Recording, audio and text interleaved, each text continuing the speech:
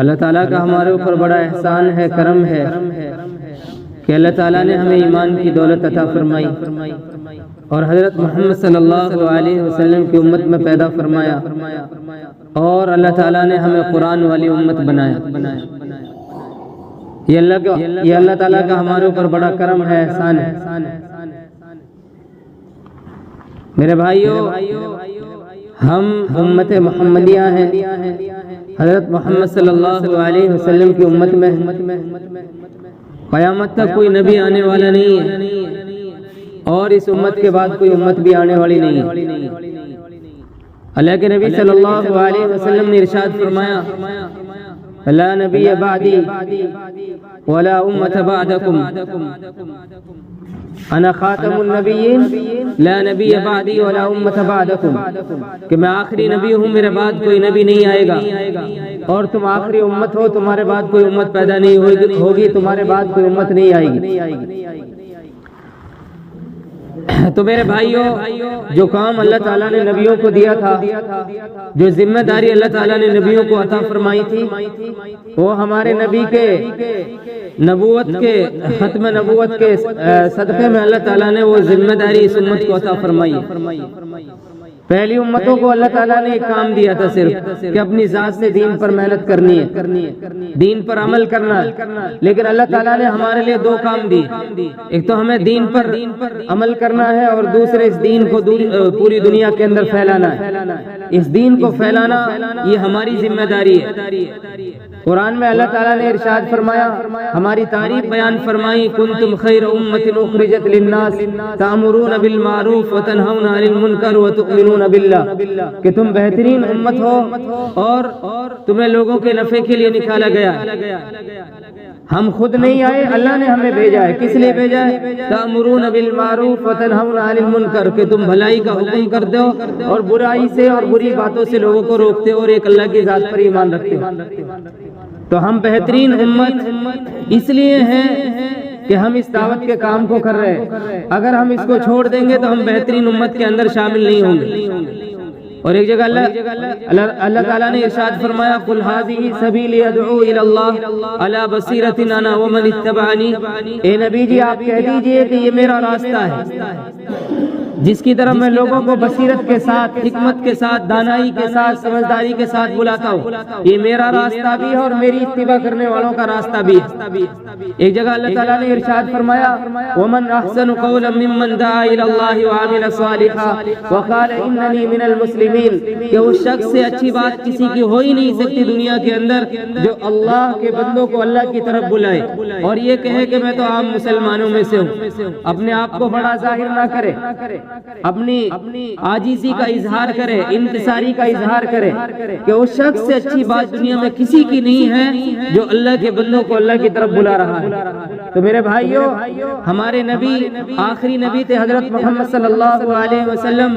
قرآن میں اللہ تعالیٰ نے ان کی نبوت کے اوپر، ختم نبوت کے اوپر مہر لگا دی کہ قیامت تک کوئی نبی آنے والا نہیں ہے۔ اللہ رب العزت نے قرآن پاک کے اندر ارشاد فرمایا، ما کان محمد ابا احد من رجالکم ولکن رسول اللہ وخاتم النبیین، کہ حضرت محمد صلی اللہ علیہ وسلم تم مردوں میں سے کسی کے باپ نہیں ہیں، وہ تو اللہ کے رسول ہیں اور آخری نبی ہیں۔ اور خود ہمارے نبی نے اپنی زبان مبارک سے ارشاد فرمایا، انا خاتم النبیین لا نبی بعدی ولا امت بعدکم، میں آخری نبی ہوں، میرے بعد کوئی نبی نہیں آئے گا، اور تم آخری امت ہو، تمہارے بعد کوئی امت نہیں آئے گی۔ تو ہمارے نبی کی ختم نبوت کے صدقے میں اللہ تعالیٰ نے یہ دعوت والا کام ہمیں دیا ہے، یہ ذمہ داری ہمیں عطا فرمائی ہے۔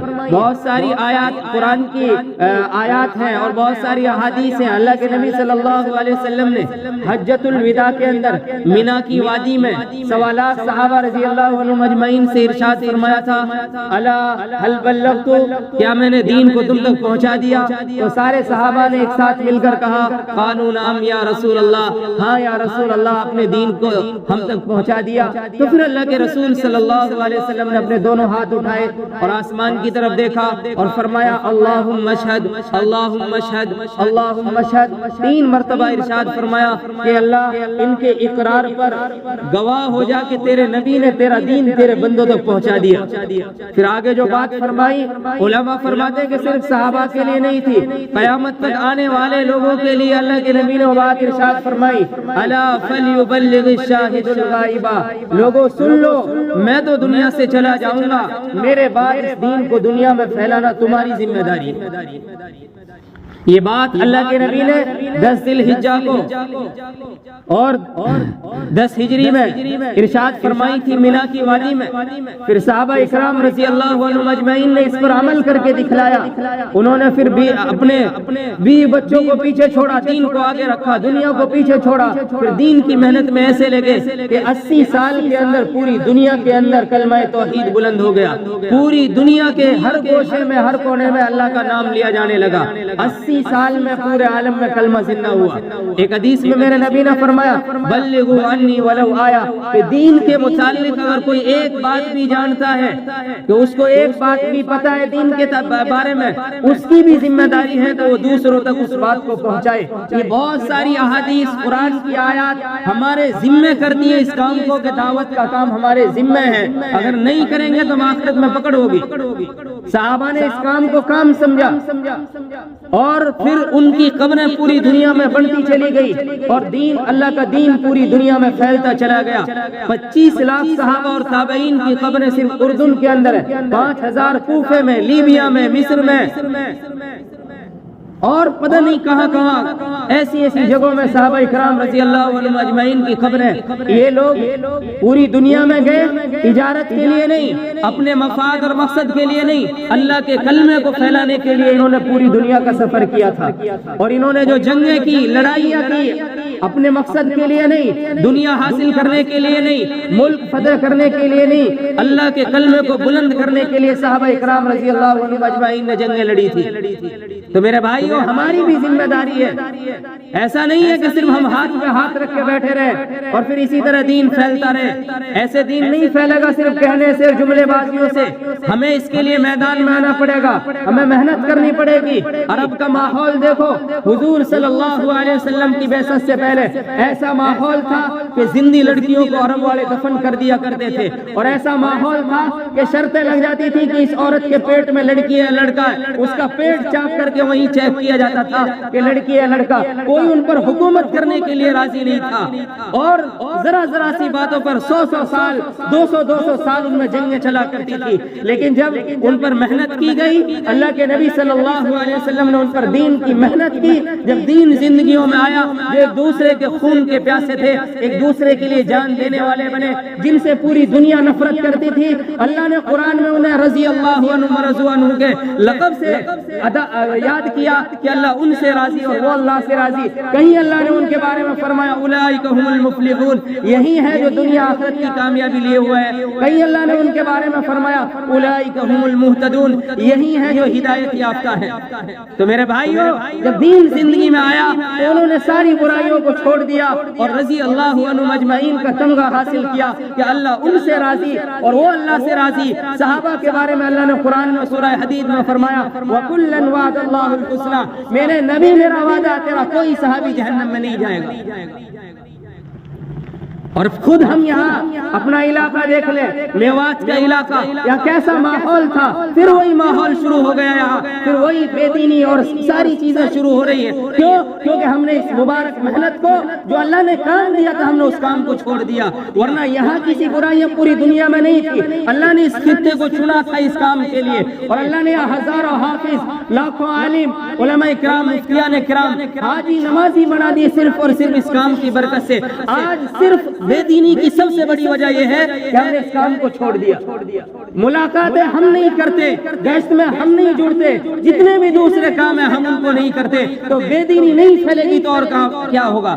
اللہ کی قسم, حضرت امام یوسف صاحب رحمۃ اللہ علیہ فرمایا کرتے تھے کہ سورج نکلے روشنی نہ ہو یہ ممکن ہے, ایسا ہو سکتا ہے, اور پانی میں چینی ڈالو, شکر ڈالو, پانی میٹھا نہ ہو یہ بھی ممکن ہے, لیکن کہیں چند لوگ مل کر اخلاص کے ساتھ اللہ کی رضا کے لیے دین کی محنت کریں اور پھر اس بستی پر دین کے اثرات ظاہر نہ ہو, یہ ناممکن ہے, ایسا نہیں ہو سکتا. کوئی بھی کام دنیا میں بغیر محنت کے نہیں. قربانیوں کی وجہ سے جو قومیں ترقی پائی ہیں, قربانی کی وجہ سے ترقی پائی ہیں. ہمارے ملک کی آزادی میں لوگوں نے کیسی کیسی قربانیاں دی, علماء کرام کی گردنیں کاٹی گئی, انہیں شہید کیا گیا. دہلی کے چاندنی چوک سے لے کر لاہور پشاور تک کوئی درخت ایسا نہیں تھا جس پر کسی عالم کی گردن اور لاش لٹکی ہوئی نہ ہو. جب انہوں نے قربانیاں دی تو انگریزوں کو یہاں سے بھاگنے پر مجبور ہونا پڑا, یہاں سے وہ بھاگے اور ملک آزاد ہوا. کہ جو قوم بھی قربانی دیتی ہے, محنت کرتی ہے, جد و جہد اور کوشش کرتی ہے, اللہ اسے بلندیوں تک پہنچاتا ہے. جو محنت اور کوشش کو چھوڑ دیتی ہے اللہ اسے ذلت اور رسوائی کی غار میں پھینک دیتا ہے. میرے بھائیو, ہم محنت کریں. صحابہ کرام رضی اللہ عنہم اجمعین, رضی اللہ عنہ صحابہ, اللہ ان سے راضی, وہ اللہ سے راضی. حضرت معاذ بن جبل رضی اللہ عنہ, سارے علماء اکرام قیامت تک جتنے بھی علماء ہوں گے قیامت کے دن ان کے جھنڈے کے پیچھے ہوں گے. مدینے کی علم کی محفلوں کو چھوڑ کر اللہ کے دین کی محنت کے لیے, اس کو پھیلانے کے لیے نکلے. اللہ کے نبی صلی اللہ علیہ وسلم ان کے ساتھ 3-4 میل پیدل گئے, بات کرتے جا رہے. اللہ کے نبی کا دل نہیں کر رہا کہ میں معاذ سے جدا ہوں, الگ ہوں. حضرت معاذ کا بھی دل نہیں کر رہا کہ میں اللہ کے نبی سے جدا ہوں. صحابہ کرام رضی اللہ عنہم اجمعین کے لیے سب سے مشکل اگر کوئی کام تھا تو اللہ کے نبی کی جدائی تھی. نہ بیوی کو چھوڑنا مشکل, نہ بچوں کو, نہ گھر کو, نہ کاروبار کو, نہ تجارت کو. سب سے زیادہ مشکل اگر کوئی کام تھا تو اللہ کے نبی سے جدا ہونا. اور اللہ کے نبی صلی اللہ علیہ وسلم کو بھی سب سے زیادہ اپنے صحابہ سے پیار تھا. حضرت معاذ سے کہہ رہے, معاذ اب تو آئے گا نا, جب تو آئے گا واپس شاید مجھے نہیں پائے گا, میری خبر کو پائے گا. حضرت معاذ رضی اللہ عنہ نے جب یہ بات سنی تو پھوٹ پھوٹ کر رونے لگے. اللہ کے نبی صلی اللہ علیہ وسلم بھی رونے لگے, تو اس کی وجہ سے حضرت معاذ رضی اللہ عنہ اور زیادہ رونے لگے. اللہ کے نبی نے اپنے دل میں سوچا کہ میرے رونے کی وجہ سے اس کا غم اور زیادہ بڑھ رہا ہے. اللہ کے نبی صلی اللہ علیہ وسلم نے ان کی طرف پشت کر لی, پیٹ کر لی, اور فرمایا ان اول الناس بالمتقون من كانوا وحيث كانوا. معاذ آپ غم نہ کریں, اللہ نے فرمایا جو تقوی والا ہوگا نا میرے ساتھ ہوگا, چاہے دنیا میں کہیں بھی رہے, کہیں بھی اس کی موت آئے. تقوی والا آدمی, اللہ سے ڈرنے والا پرہیزگار آدمی اللہ کے نبی صلی اللہ علیہ وسلم کے ساتھ ہوگا. پھر ان کا تھوڑا جو غم تھا وہ ٹھنڈا ہوا. پھر وہ اپنے سفر پر جہاں جانا تھا گئے. حضرت بشیر بن قرابہ رضی اللہ تعالیٰ عنہ, چھوٹے سے صحابی, ان کے والدین ماں باپ مکے سے مدینہ ہجرت کر کے گئے, اور وہاں جاتے ہی ماں کا کچھ دنوں کے بعد انتقال ہو گیا. اب چھوٹا بچہ, نہ اس کی کوئی بہن نہ بھائی, صرف باپ, ماں تو ہے ہی نہیں, انتقال کر گئی. اب چھوٹا بچہ وہاں تو ہر وقت اللہ کے راستے میں لشکر روانہ ہو رہے تھے, جا رہے تھے. حضرت قرابہ رضی اللہ عنہ ایک لشکر میں چلے گئے. اب چھوٹا بچہ, اس کے لیے وقت کو کاٹنا مشکل ہوگا. اب اس کے لیے بستر بھی باپ, ماں بھی باپ, باپ بھی باپ, بہن بھی باپ, بھائی بھی باپ, سب کچھ اس کے لیے باپ. اب باپ چلا گیا لشکر میں. حضرت بشیر فرماتے میرے لیے وقت کو کاٹنا مشکل ہوگا. جب مجھے پتا چلا کہ جس لشکر میں میرے والد صاحب گئے تھے وہ لشکر واپس آ رہا ہے تو مجھے بڑی خوشی ہوئی, اور میرے دل میں آیا کہ میں مدینے سے باہر نکل کے اپنے باپ کا, اپنے والد کا استقبال کروں تاکہ میرا باپ خوش ہو جائے.